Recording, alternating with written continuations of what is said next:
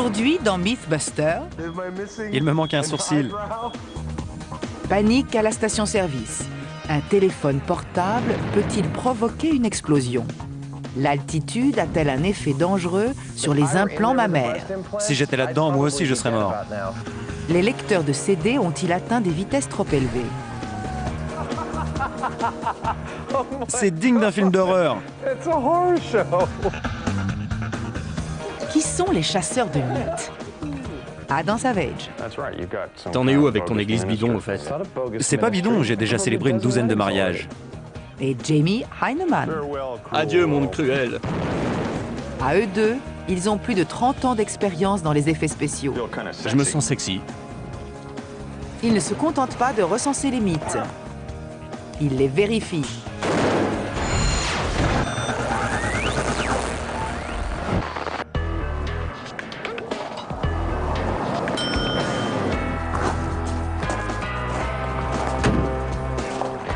Debout là-dedans. Quoi? Vous pouvez m'aider? Je crois que je me suis perdu.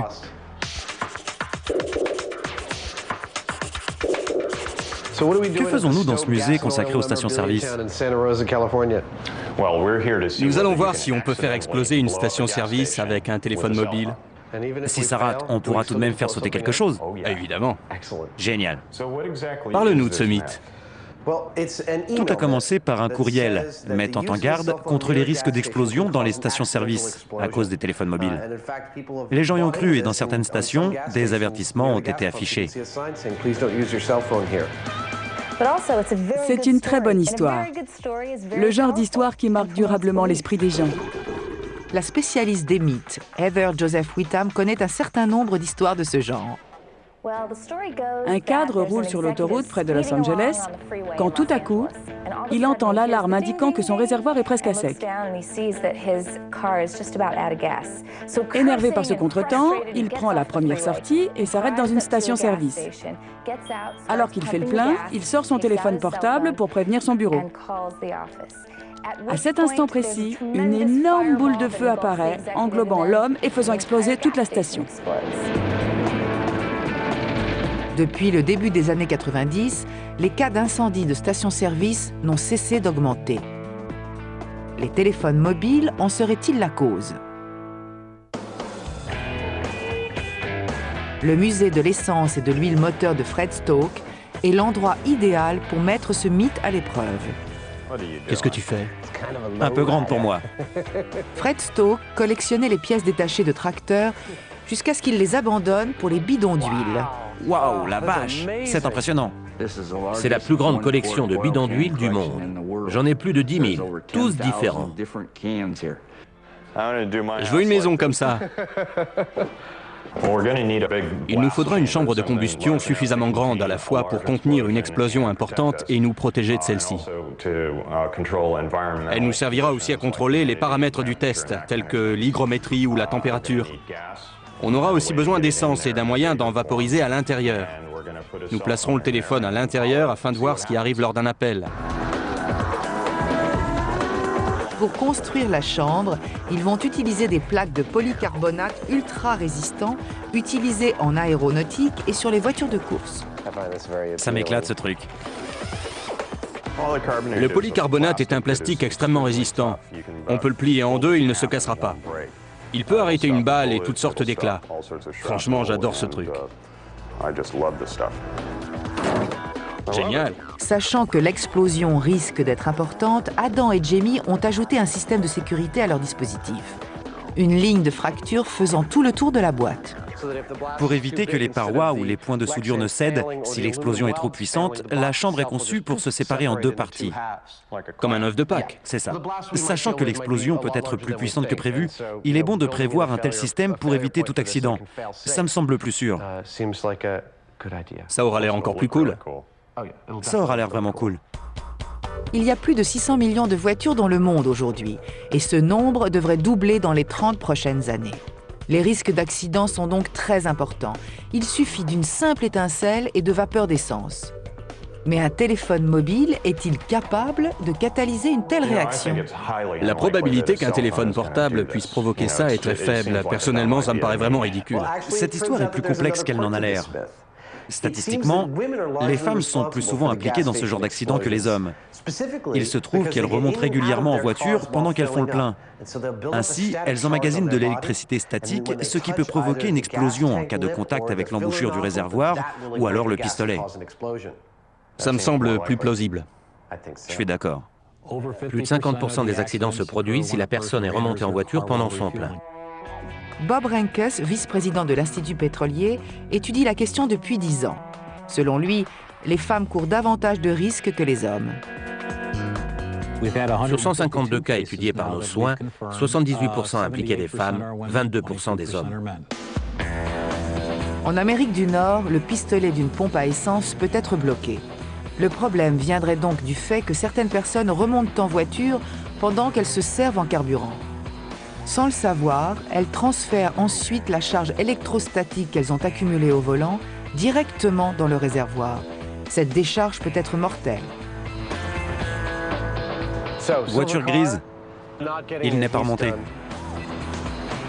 L'étude a confirmé que les femmes sont plus susceptibles de remonter en voiture lors d'un plein. Lorsqu'on fait le décompte final, les femmes sont 6 fois plus nombreuses que les hommes à remonter en voiture. Pour vérifier cette nouvelle théorie de l'électricité statique, Adam et Jamie vont devoir fabriquer un engin permettant de simuler l'effet de friction de vêtements contre le corps, ce qui provoquera peut-être l'étincelle nécessaire. C'est pourquoi les chasseurs de mythes partent en quête de quelque chose d'affriolant. Est-ce que des clients sont déjà revenus vous voir en vous disant qu'ils voulaient quelque chose qui ne provoque pas de coup de jus? En général, c'est l'effet recherché, justement. Il va falloir s'entendre sur les termes techniques. Tout à fait. On en prend 2 de chaque? Pourquoi de chaque? Un pour chacun? Je blague, ne t'inquiète pas. Quitte à en prendre 2, autant en prendre aussi. Oui, on va en prendre un comme ça et un modèle classique. Afin de faire ce test, Adam s'attelle à créer de l'électricité statique qu'il pourra ensuite stocker avant de la décharger à l'intérieur de la chambre de combustion. Ceci est une bouteille de Leyden. J'ai pris un récipient en plastique que j'ai tapissé de papier aluminium à l'intérieur et à l'extérieur. J'obtiens ainsi un condensateur artisanal qui va me permettre de stocker de l'énergie. Vers 1750, des scientifiques de la ville de Leiden aux Pays-Bas ont découvert qu'un système composé de 2 éléments conducteurs séparés par un isolant permet de stocker de l'énergie électrique.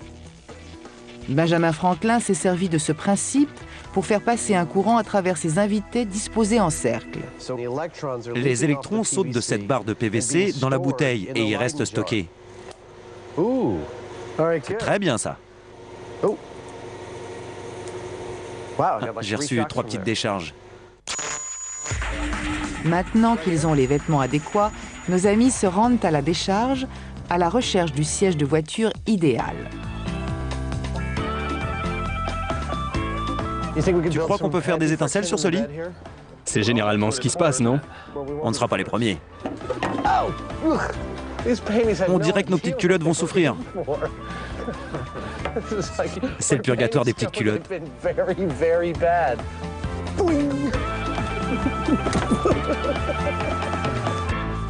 À vrai dire, je ne sais plus lequel choisir. À force de frotter, je vois des sièges de voiture à perte de vue. C'est un vrai cauchemar.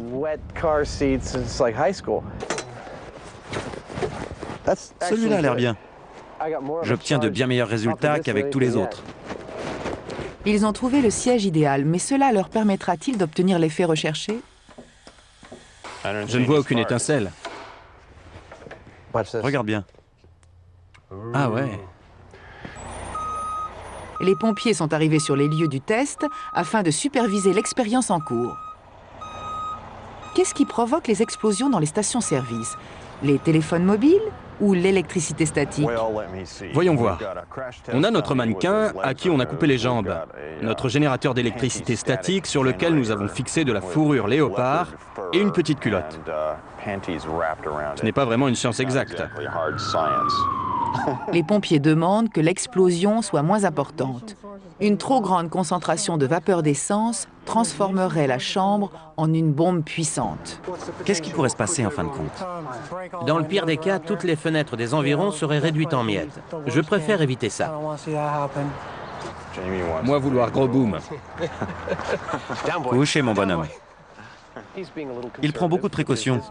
J'admire son professionnalisme, mais on essaiera quand même d'obtenir la plus grosse explosion possible. Il est temps d'enfiler les tenues de protection. C'est Jamie qui va se charger de vaporiser l'essence à l'intérieur de la chambre. Il choisit d'utiliser un pistolet à peinture afin d'obtenir la concentration de vapeur d'essence nécessaire à l'expérience. J'ai installé le téléphone portable. D'accord. Quand j'appellerai, ce sera marqué explosion. Charmant. Je vais vaporiser l'essence, vous êtes prêts? Comme dans le cas d'une voiture, le mélange d'oxygène et de vapeur d'essence doit être fait dans certaines proportions pour qu'il y ait explosion. Un compteur leur indique lorsque la concentration atteint le niveau souhaité. La chambre est prête pour le test du téléphone mobile. J'appelle. Allô? Explosion? Allô?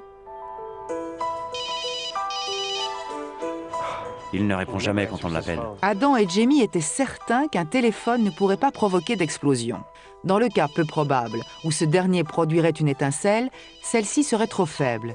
Il est temps de vérifier la seconde théorie. Bon, on en a fini avec le téléphone mobile. On va essayer le générateur par friction de culotte. Il faut qu'on s'arrange pour que les gens soient le plus éloignés possible. Je suis vraiment inquiet à cause de cette expérience. Aucun problème, je vais prévenir tout le monde. Merci beaucoup. Tous les pompiers se tiennent bien plus à l'écart du site que nous. Ce n'est pas un jouet, C'est vrai. c'est une bombe. Il faut faire très attention, c'est une véritable bombe qu'on a là. L'air dans la chambre est maintenant saturé en vapeur d'essence.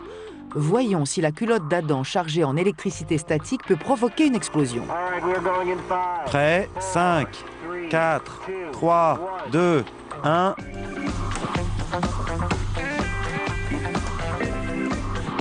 On devrait avoir eu au moins une étincelle. Allez, allez ma puce. Il a dû y avoir 3 ou 4 étincelles depuis que j'ai commencé. C'est clair. Malgré une importante concentration en essence, les étincelles ne provoqueront une explosion que si les conditions sont optimales. Pour l'instant, il ne se passe rien. C'est quand même pas si dur de faire sauter une boîte pleine d'essence. À mon avis, le mélange n'est pas bon. C'est pas plus difficile que ça, il faut revoir le mélange. On arrête tout, on remballe et on rentre à la maison. La queue entre les jambes. Retour au point de départ. Comment un téléphone ou une étincelle peuvent-ils provoquer une explosion? L'ignition reste le problème majeur. Fais gaffe, ou alors tu vas démolir tout ce qu'on a fait cet après-midi. Je pensais que les côtés étaient déjà fixés. Je t'aime bien, mais tu as parfois la délicatesse d'un éléphant. Je ne répondrai pas. En utilisant une boîte plus petite, il sera plus simple de déterminer quel mélange air-essence permet d'obtenir une explosion. En étant vaporisé dans un aussi large volume, l'essence doit probablement se concentrer au niveau du sol. Je pense qu'une de nos erreurs concernant la grande chambre a été de placer la source d'ignition en hauteur. On va voir si ça marche cette fois-ci. Pour avoir une source d'ignition plus fiable, Jamie a fabriqué ce qu'on appelle une échelle de Jacob. Ce dispositif produit un courant continu de haute intensité. Il s'agit d'un engin très dangereux qui peut se révéler mortel. Attention avec la plaque de métal. Le courant qu'on utilise ici est très fort. Bon, on éteint et on rajoute de l'essence pour voir si on peut faire sauter quelque chose de plus petit.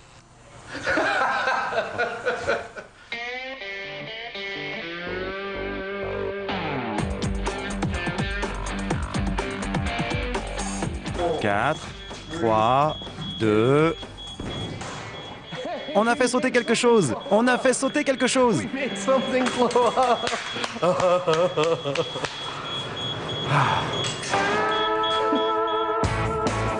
Adam a amélioré sa bouteille de Leiden.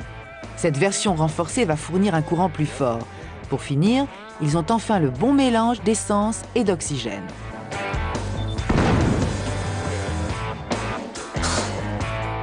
On dirait que je me suis fait roussir le poil un peu plus. Regardez ça. Ça marche très bien. J'ai la trouille. Rajouter de l'essence ne garantit pas une explosion plus importante. Pour obtenir le bon mélange, il faut plus d'air. Oula, c'est bon. Pas besoin d'en rajouter. Tu es sûr qu'il y a des vapeurs après tout ça? Allez, on y va. D'accord, c'est parti. Moins de bavardage, plus d'étincelles. Fini la rigolade, on passe aux choses sérieuses. La vache, le moustachu avait raison. Maintenant, on sait précisément quelle est la concentration d'essence optimale. On sait aussi qu'il est possible de générer une étincelle à partir de l'électricité statique créée par un vêtement. Il vaut mieux faire très attention avec tout ça.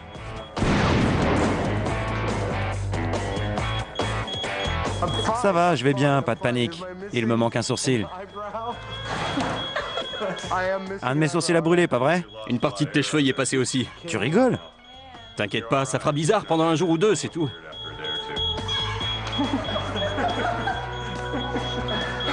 En fin de compte, la seule chose qui l'inquiétait, c'est d'avoir l'air stupide pour son rendez-vous. J'ai un rendez-vous demain soir. Qu'est-ce qui compte le plus, sa santé ou sa vie sexuelle? Sacrifiez-vous pour la science. C'est l'une des choses les plus stupides que j'ai jamais faites. Le problème de l'étincelle est résolu. Le mélange est bon et l'ignition est facile à obtenir. Mais qu'en est-il du téléphone mobile? Est-il toujours suspect dans l'affaire des explosions de stations-service? Nada, rien du tout. Deuxième appel. Pas d'explosion. Dites-nous, Bob, avez-vous entendu parler du mythe des téléphones mobiles faisant exploser les stations-service? Je suis même cité dans ce fameux courriel. Monsieur Renkes préconise de ne pas utiliser de téléphone mobile près d'une pompe à essence. Ce message a fait le tour du monde et les gens y ont cru car malheureusement, ils gobent tout ce qu'on peut lire sur Internet. Après avoir étudié des centaines de cas, Bob Renkes peut affirmer que les téléphones portables ne sont pas responsables de ces explosions. Soyons clairs, les explosions de stations-service provoquées par des téléphones portables, ça n'existe pas. En revanche, une démonstration faite par les sapeurs-pompiers montre ce qui arrive avec l'électricité statique. Les gens qui remontent en voiture pendant un plein courent le plus grand risque.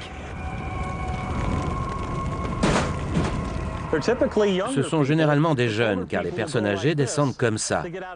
Elles se déchargent en faisant ça. Les jeunes descendent de voiture sans rien toucher. Ils ne ferment pas la portière et ne se déchargent pas en touchant la voiture. Les semelles de leurs chaussures jouent le rôle d'isolant, donc l'électricité ne passe pas dans la terre. Leurs mains entrent en contact avec le métal alors que les vapeurs d'essence sortent du réservoir et se mêlent à l'air ambiant. On a 2 des 3 éléments nécessaires. Il ne manque qu'une étincelle. Quand ça s'enflamme, la plupart des gens paniquent et retirent le pistolet. L'essence gicle partout et se répand sous la voiture, voire même sur eux. Le mythe du téléphone mobile tueur étant bel et bien démystifié, il est temps de mettre en pratique l'explosion par électricité statique. Nous revoilà sur le lieu du test, en compagnie des sapeurs-pompiers venus assurer la sécurité. Ça passe ou ça casse. Aujourd'hui, nos amis augmentent la concentration en essence et la diffusent en vapeur plus fine. C'est bon, on y est. Et c'est reparti. Allez, une petite étincelle.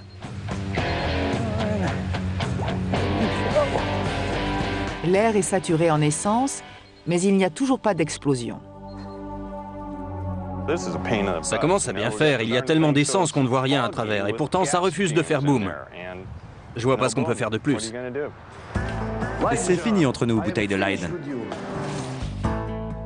Afin d'être certains d'obtenir leur explosion, nos amis vont utiliser un peu plus de jus. Belle étincelle. Ça ira? Ouais. Cette fois-ci, on va générer une étincelle d'un voltage inférieur mais continu. Ce transformateur va nous permettre de la faire durer aussi longtemps qu'on veut. Je suis sûr que cette fois-ci, on va réussir à obtenir le gros boom que l'on espère. Ok, Adam, on se prépare. Pas de problème, on y va. À vos marques. Cette fois, je sens qu'il va se passer quelque chose. 3, 2, 1...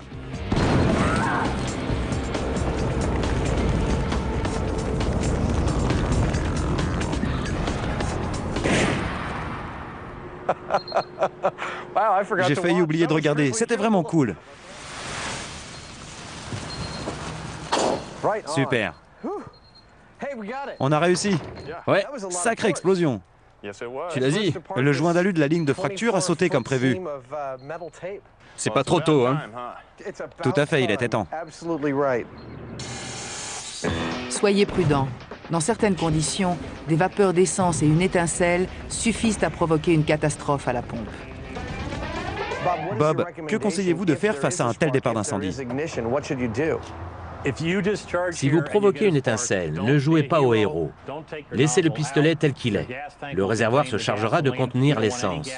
Il faut surtout éviter qu'elle se répande sur le sol. Écartez-vous et prévenez les employés de la station.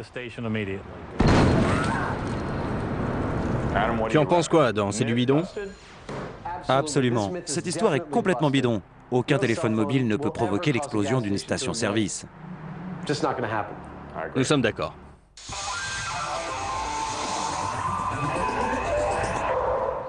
Jamie, Ouais? j'ai des seins. Viens voir ça.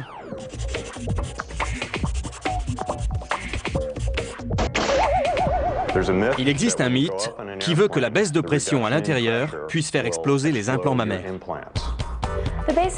Une femme ayant des implants en silicone est assise dans un avion. La cabine n'est pas pressurisée car c'est un vol intérieur entre San Francisco et Los Angeles, je crois. Tandis que l'avion prend de l'altitude, ses implants se mettent à grossir et grossir et grossir, jusqu'au moment où ils finissent par exploser alors qu'elle se dirige vers les toilettes pour voir quel est le problème.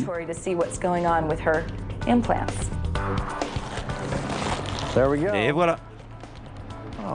Échantillon à ne pas utiliser. Il n'y a qu'une seule taille, pas de plus gros ou de plus petit modèle. On a nos implants. Qu'est-ce qu'il va nous falloir d'autre, Jamie? Il nous faut un caisson pouvant supporter la pression et la dépression. Donc, des pressions positives et négatives. C'est ça. On va utiliser une pompe à vide et une pompe foulante. Et on va fixer les implants sur un corps quelconque. La gélatine balistique serait idéale pour ça. On l'utilise pour fabriquer un torse sur lequel on pose les implants. Ça ressemble beaucoup à la peau, donc on verra s'il y a des mouvements. Comme c'est translucide, on verra ce qui se passe. Oui, ça fait bizarre. Tu sais quoi? Comme je n'en ai jamais eu, je ne sais pas ce que ça fait. Personnellement, j'aime bien. Je me sens devenir femme. Enlève ça, tu me fous la trouille.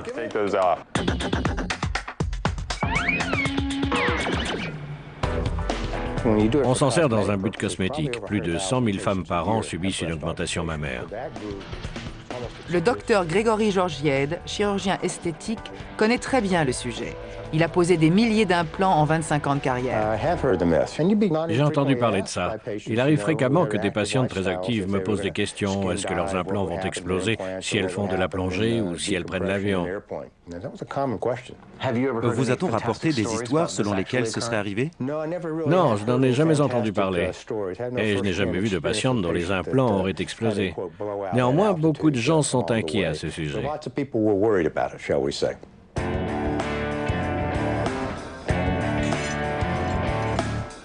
Adam et Jamie retournent en terrain familier où tout n'est que ferraille et surplus de haute technicité. J'adore cet endroit. Quand je peux, je prends mon casse-croûte et je vais y passer tout mon samedi. Des containers, des fûts de bière, qu'est-ce qu'on a d'autre? Il leur faut un caisson qu'ils pourront convertir en chambre de pression. À l'aide de celle-ci, ils vont reproduire les conditions pouvant causer le gonflement ou l'explosion d'un implant mammaire. Voici la poubelle la plus chère du monde. Ouais. En voilà un, mais j'ai l'impression qu'il doit peser près d'une tonne. J'en vois un là-bas qui n'a pas l'air mal. Mon Dieu, venez voir ça! Je ne sais pas si ça supporte les très hautes pressions, mais ça suffira. Ça m'a l'air bien épais. J'adore trouver ce genre d'objet. C'est vraiment génial. On se croirait en pleine science-fiction. Ça a dû coûter entre 25 et 40 000 euros neuf. C'est du sacré matos. On va s'éclater avec un truc pareil. Maintenant qu'ils ont trouvé leur caisson, il leur faut une candidate pour le test. À présent, je vais poser 16 implants sur une fausse femme. Avant, elle était mannequin. Mais elle est tombée en de bien mauvaises mains. Adam s'intéresse uniquement à son corps. Le moule, fait à partir de ce torse, va servir à placer les implants de manière réaliste.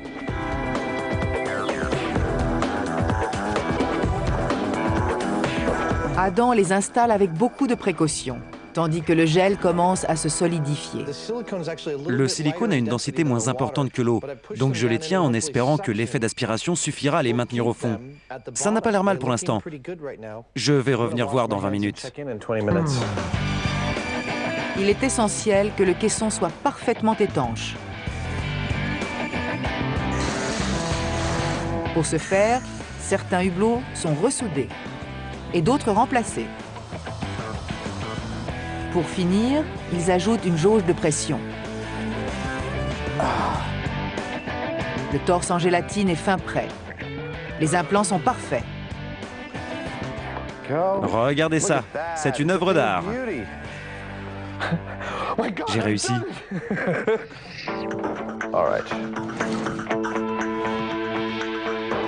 Pour avoir un instrument de contrôle supplémentaire, Jamie place un autre implant dans un bol gradué.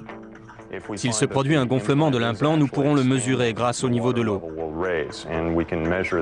Adam ajoute des marques d'altitude autour de la jauge. Le caisson est scellé. On est prêt? Pour le premier test, les implants subissent une pression équivalente à celle d'une cabine en plein vol, soit une altitude constante de 2500 mètres au-dessus du niveau de la mer.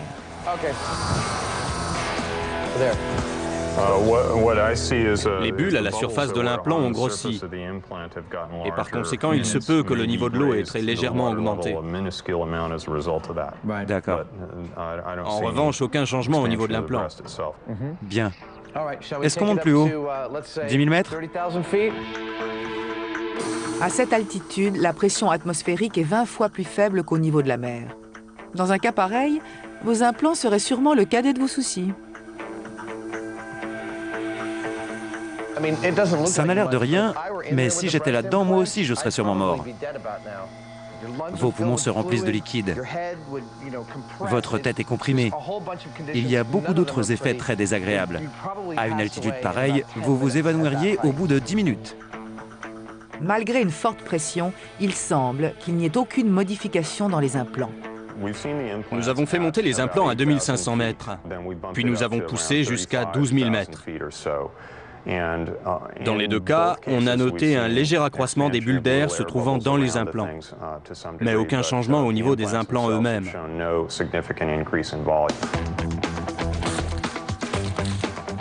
Adam a une autre théorie, injecter de l'air dans les implants pour provoquer un défaut.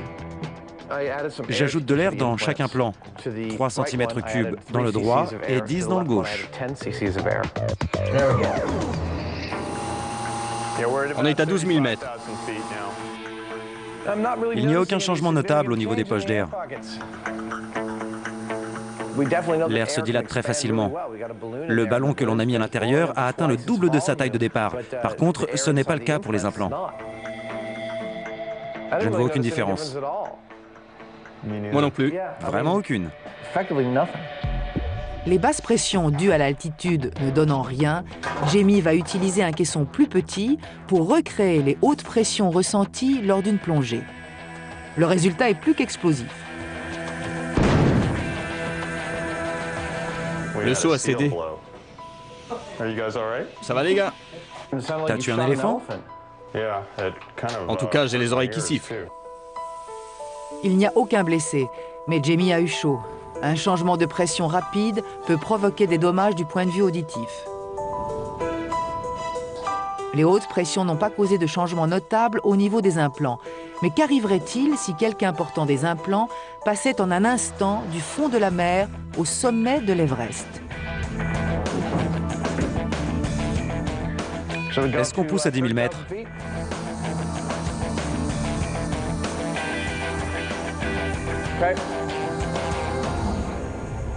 Je ne remarque rien. Il n'y a aucune bulle d'air et aucune différence flagrante. C'est comme si quelqu'un passait du fond de l'océan à l'intérieur d'un avion. C'est ça. On ne voit aucune différence. Depuis des années, les scientifiques étudient les effets de la pression sur le corps humain.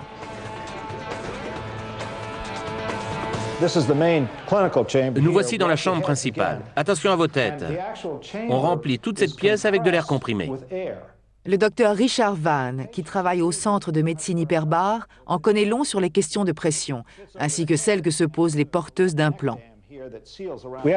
On nous pose souvent des questions concernant les implants mammaires. Cela concerne surtout les dangers inhérents à la plongée. Nous avons donc décidé de mener une étude sur le sujet. Par conséquent, nous avons travaillé en relation avec des chirurgiens esthétiques. Le docteur Grégory Georgiède a fourni les spécimens en vue des tests de pression dans le laboratoire hyperbare. Les résultats de ceux-ci ont été très probants. Il s'est avéré qu'il n'y a rien à craindre dans des conditions où la patiente peut survivre. L'implant peut doubler, voire même tripler de volume avant qu'il ne cède. Si une patiente se trouvait dans les mêmes conditions que celle du test, elle mourrait à cause des bulles d'azote se formant dans son cerveau du fait de la pression avant que l'implant n'atteigne une telle taille. Pourquoi pensez-vous que les gens aient pu s'inquiéter autant? Ils se sont inquiétés à cause des gros titres des journaux à scandale. Il s'agissait d'une bonne histoire de plus après le Yeti et le monstre du Loch Ness. Le mythe des implants explosifs semble s'être plutôt dégonflé. Il faut que je lance fort. Surtout pas! Ça fait mal! Mais cette histoire n'est pas terminée. Adam va essayer un soutien-gorge gonflable. Jamie, tu peux venir m'aider? Il y a une histoire plus ancienne. C'était pendant les années 50. Une représentante vendant des soutiens-gorge gonflables était dans un avion dont la cabine n'était pas pressurisée. En bonne représentante, elle portait le produit qu'elle vendait. À mesure que l'avion prenait de l'altitude, son soutien-gorge s'est mis à grossir et grossir. Les autres passagers ont commencé à paniquer, donc elle a dû passer le reste du vol en compagnie des pilotes, chose qui ne se faisait pas à l'époque. Alors ça craint. Je n'aime pas ça du tout. Adam est volontaire pour tester le soutien-gorge gonflable à une altitude de 2500 mètres. Prêt à dépressuriser le caisson. Procédez par palier. Comment ça se passe, Adam? Est-ce qu'ils grossissent? Affirmatif. Je confirme que mes seins grossissent. Je répète, mes seins grossissent. Ils sont beaucoup plus durs. Mais malheureusement, rien n'a explosé. Il n'y a pas eu énormément de changements. Après tout, ce sont des poches de vinyle, donc elles résistent plutôt bien à la pression. Quoi qu'il en soit, ils étaient plus fermes à 2500 mètres, mais pas tellement plus. Tu es prêt à aller jusqu'au bout? Coucou la caméra. On tente le coup à 13 000 mètres? Dans ce cas-là, je ne les garde pas sur moi. Ça marche. Jamie est décidé à tester les limites des poches gonflables. À 13 000 mètres, les changements devraient se voir. Il me semble que ça gonfle. Ils doivent avoir doublé de volume par rapport au début. Elles sont très résistantes. Je ne suis pas sûr qu'elles cèdent. À une altitude insupportable de 13 000 mètres, il n'y a aucun risque que ces poches gonflables explosent. T'en penses quoi? On voit ce que ça donne pour chacun? Finalement, nos amis, très à cheval sur les principes, décident de faire un test plus poussé sur un élément bien plus significatif, la nourriture. Il n'y a pas de doute, les guimauves gonflent, elles sont dangereuses. Et l'un des petits gâteaux à la crème s'est ouvert en deux. Regarde un peu. Bonté divine. Ouais. Je dirais que les boules de coco sont plus grosses, elles débordent de l'assiette. Cela prouve bien qu'un parachutiste doit faire attention s'il a un de ces gâteaux à la crème dans la poche de son uniforme.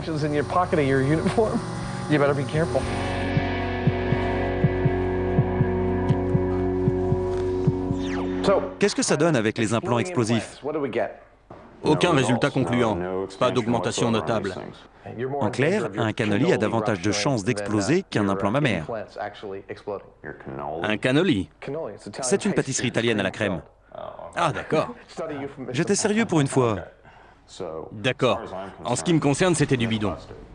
Complètement bidon, on est d'accord.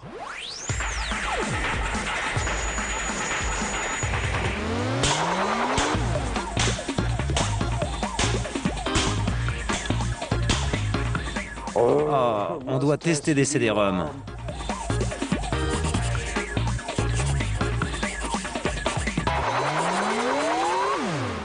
Il est possible que les vitesses atteintes aujourd'hui par les lecteurs de CD soient trop importantes pour que les CD puissent les supporter.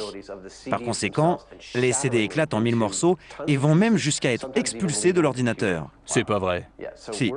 On va donc faire tourner des CD ayant subi différents traitements afin de voir si on peut les faire exploser de manière spectaculaire. Ça me convient. Moi aussi. Adam et Jamie ont l'intention de pousser la vitesse des disques à 30 000 tours minute. En faisant ça, ils espèrent voir se produire quelques catastrophes. Ça peut s'avérer dangereux. Tout à fait. Nous allons avoir de petits fragments de polycarbonate propulsés à plus de 1000 km/h. Afin de voir s'ils peuvent pénétrer la peau, on va utiliser notre mannequin de gélatine. Bonne idée. C'est le candidat idéal pour s'asseoir devant l'ordinateur et être maltraité.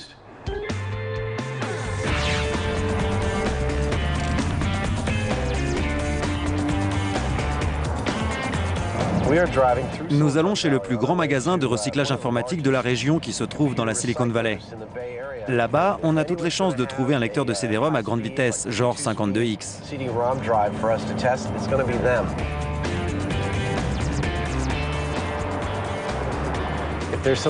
n'y a rien de mieux que de faire les courses dans un magasin d'informatique. Bienvenue sur Adam.com 3.0. Il me faudrait des tours. D'accord. Pour y installer ça. En fait, je voudrais vérifier si les vitesses des lecteurs de CD-ROM ne sont pas trop importantes pour les CD et ne risquent pas de les faire exploser. Vous avez déjà vu ça? Une ou deux fois, oui. Je me souviens qu'une fois, un client est venu rapporter son lecteur. On pouvait entendre quelque chose cliqueter à l'intérieur. En l'ouvrant, on a découvert que le CD avait littéralement explosé en de milliers de fragments. Je m'en rappelle très bien. D'accord, Comme si c'était hier. je vois. Je vais prendre celle-là. 115 €. C'est bien. D'accord. Ça vous convient? C'est parfait. On peut le ramener au labo pour le détruire. Les fabricants de CD sont au courant de ces rumeurs. D'ailleurs, David Bunzel, de l'Association pour les technologies numériques, s'y intéresse de très près. Toute cette histoire remonterait à un article écrit par un journaliste informatique en Suède. Il avait fait des tests à une vitesse de 30 000 tours par minute, l'équivalent d'un lecteur 52X, et des CD n'avaient pas tenu le choc. Au fur et à mesure du temps, beaucoup de gens dans le milieu nous ont dit que c'est un résultat qui était très difficile à obtenir.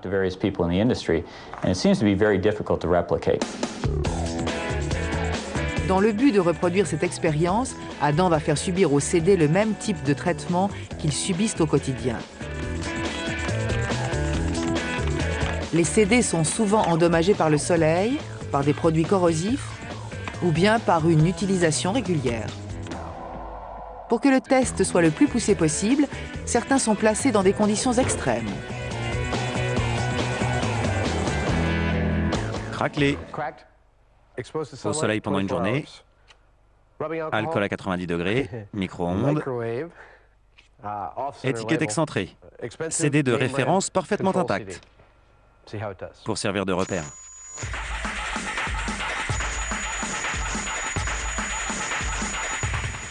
J'ai installé Windows sur cet ordinateur et j'ai ensuite branché ce lecteur en externe. Ainsi, on pourra le contrôler tout en voyant les disques tourner. La caméra à grande vitesse nous permettra de voir le point de rupture. Et s'il n'y en a pas, on en provoquera un. La vitesse est l'élément clé de cette expérience. Un graveur 52X, c'est-à-dire 52 fois la vitesse nominale, fera tourner les CD à plus de 25 000 tours minute, Malgré leur poids très faible, environ 15 grammes, ceux-ci peuvent tout de même exploser.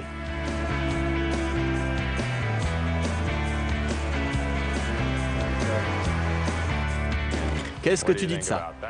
Dans sa recherche de vitesse, Jamie adapte des CD sur des outils électriques qu'il a modifiés pour l'occasion. C'est pas vrai. Ça en jette, non? C'est assez spécial. Ça vaut le coup d'essayer. Quelle vitesse? C'est indiqué 10 000 tours minute. Mais je vais installer un moteur à 30 000 tours minute, de chaque côté du disque. Tu crois que le dispositif peut supporter une vitesse 6 fois supérieure à sa limite? C'est marqué super résistant. Adam fabrique un mannequin qui sera disposé dans la zone de test afin de démontrer les risques de blessures. Il utilise de la gélatine, une substance à la consistance très proche de la peau et de la chair humaine.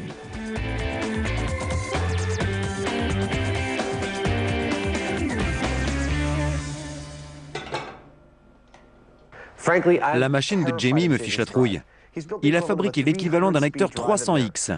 Encore heureux qu'on l'installe dans une chambre spéciale, car il y a vraiment de très gros risques de défaillance. Jamie rajoute un peu plus de puissance. Il a adapté un moteur super rapide relié à un variateur de vitesse. Ce moteur peut monter jusqu'à 90 000 tours minute. Du fait de l'effet de traînée, il devrait tourner à 80 tours minute maximum. C'est toujours plus que prévu. Il est superbe. Wow. Je suis un dieu. Il te ressemble pas beaucoup. C'est moi tout craché, regarde. J'ai toujours rêvé d'avoir des abdos comme ça. Plus sur le côté, et voilà. C'est bon. Docteur, le patient est fin prêt. Le but est de faire tourner les CD jusqu'à ce qu'ils explosent. C'est le moment d'essayer le dispositif de Jamie. Contact.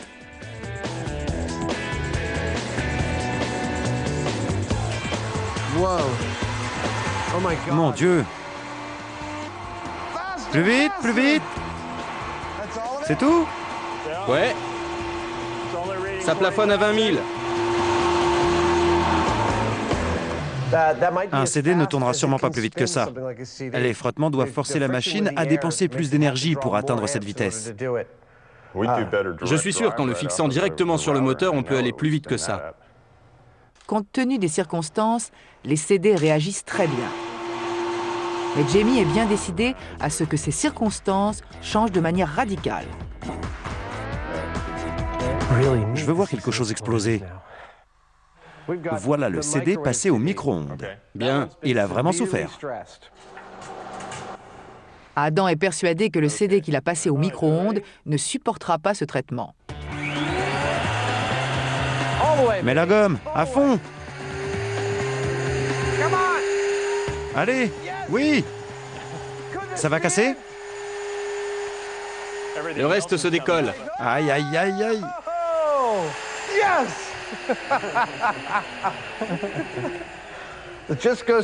Voilà qui prouve qu'il ne faut pas utiliser un CD passé au micro-ondes. Mais qu'en est-il du mannequin? Mon Dieu, c'est digne d'un film d'horreur. Regarde ça. Ça s'est enfoncé dans la chair d'environ 5 cm. Incroyable. Pour reproduire les conditions dans un vrai lecteur, Adam et Jamie font un test en utilisant le tiroir en plastique. Tout est prêt, on y va. 25 000, 24 000... J'éteins tout de suite mon ordinateur s'il fait un bruit pareil.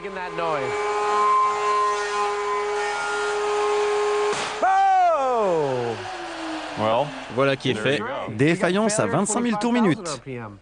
Dans le tiroir. En effet, c'était un CD de contrôle. On ne l'a pas endommagé, il était comme neuf. Le tiroir a provoqué l'explosion très rapidement. C'est vrai, on peut sentir l'odeur de plastique brûlé qui s'en dégage. Regarde là. Le boîtier métallique du lecteur porte lui aussi les marques de l'explosion d'un CD.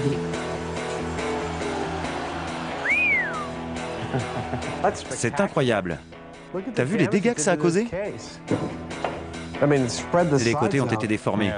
Il y a des petites bosses, Le métal a été déformé. comme si on avait utilisé un marteau. Si les lecteurs d'aujourd'hui atteignent déjà des vitesses aussi dangereuses, que nous réserve donc le futur?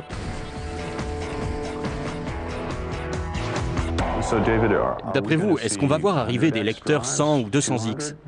Où va-t-on s'arrêter? Je doute qu'on dépasse les vitesses actuelles, à savoir 52X. En ce qui concerne les capacités de stockage, on va plutôt développer de nouveaux types de lasers et aller vers une compression plus importante des données. La vitesse ne sera pas un facteur très important. Donc, il est possible que les lecteurs 52X ne soient pas nécessaires. Vous êtes prêts à tenter le Super Banco? Je suis prêt. Très bien. En avant. Jusqu'ici, la majorité des CD endommagés a supporté des vitesses standards. Un seul d'entre eux a explosé. Au ralenti, on peut les voir se déformer, mais rien de plus. Or, Jamie et Adam veulent vraiment tout casser. Ils décident de mettre le paquet, ça va faire très mal.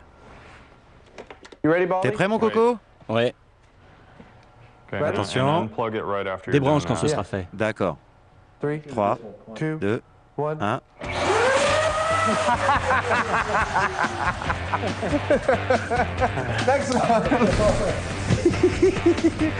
C'est comme allumer un bâton de dynamite.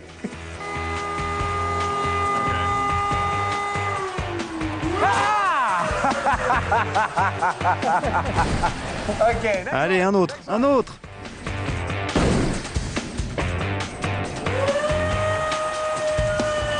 Oula, il n'a pas résisté. Débranche-le. Je crois qu'on a flingué le moteur, par contre.